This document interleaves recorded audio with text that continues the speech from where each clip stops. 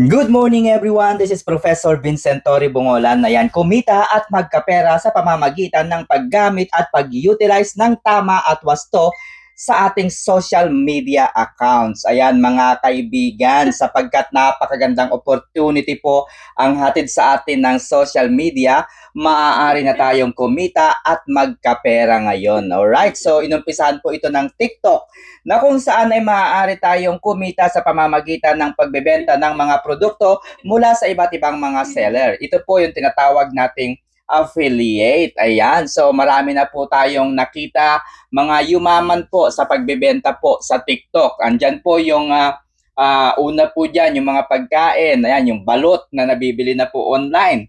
Siyempre, iba't ibang mga products, yung mga produkto gamit po, no? Sa pagbablog ay matatagpuan po sa TikTok. So marami pong kumikita sa social media, sa TikTok. Okay? Pero kung kayo po ay nahihirapan pa rin kumita ng malaki, mayroon pong good news sa inyo ang YouTube sapagkat inilaunch na rin po ng YouTube ang shopping experience na kung saan ay mas malaki po ang maaari ninyong kitain. Okay? So sa pamamagitan din po ng pag-affiliate sa mga produkto po sa Shopee, sa Lazada, sa TikTok, maaari na po ninyong ibenta ang mga produkto ng mga sellers at ng mga distributors. Okay, you heard it right. Tama po ang inyong napanood at narinig mula sa akin sapagkat maaari na pong ibenta ang mga produkto no sa YouTube no, bagong-bago lamang po ito, kalalans lamang po ngayong araw.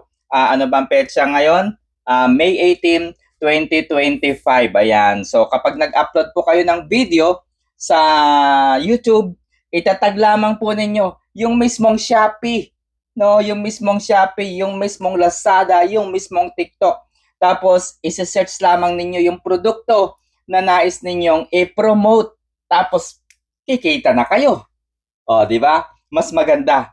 Mas maganda po dahil mas malaki po ang maaari ninyong kitain kung gagamitin ninyo ng tama ang inyong social media account. Ayan. So, hindi po uso ngayon ang tatamad-tamad, no? Hindi rin po uso ngayon yung mga gusto po ng malakihang kita. Sapagkat kahit po 10 piso, 5 piso yan, kung marami naman pong bibili doon sa mga produkto na inyong ipopromote sa social media po ninyo, sa TikTok po ninyo, wala pong magiging problema. Pag pinagsama-sama yan, magiging 1,000 yan, magiging 2,000 hanggang 10,000, 50,000, and so on so forth. Eh kung pagsamahin nyo po yung kita ninyo sa TikTok, pagsamahin nyo yung kita ninyo sa YouTube, oh, 'di ba? Hindi na ninyo kinakailangan pang kumuha o magrenta ng isang lugar para magtayo ng tindahan, no? Sapagkat ngayon po ang panahon kung saan online na po ang transaction. Okay, pati nga po pagkain nabibili na online. Ayan, so gaya nga po ng ating negosyo, ang ating pong Comida Cravings Canteen ay matatagpuan na po sa Food Panda at sa Grab Food. So, kung nais ninyong makatikim ng mga luto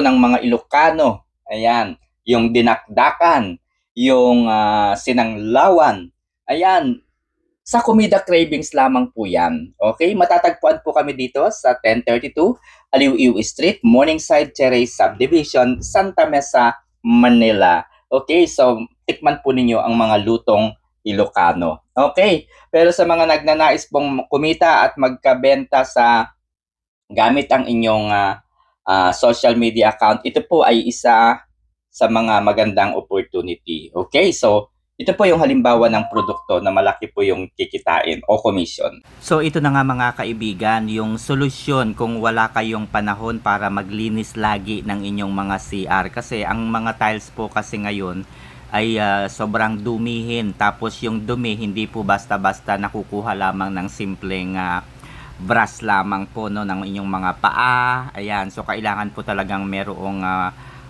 escoba para matanggal po yung mga mancha, yung kulay-kulay po na hindi maganda sa CR. So ito po yung solution na nakita natin, kaya naman bumili po tayo ng Guti epoxy na kapag natuyo po ay singtibay din po ng semento kung tutuusin, no? At makikita po ninyo yung outcome mamaya, ipapakita ko po sa inyo.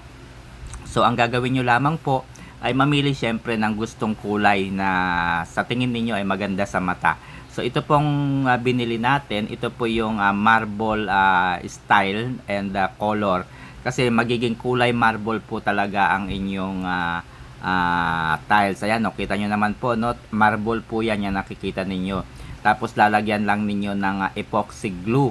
Ayan, ihahalo po ninyong mabuti yan. Tapos lalapat na po ninyo. Parang nagpipintura lamang po kayo ng inyong mga bahay o tiles nga po, no? So kapag nahalo na po ninyo, lagyan lamang po ninyo yung tiles po ninyo.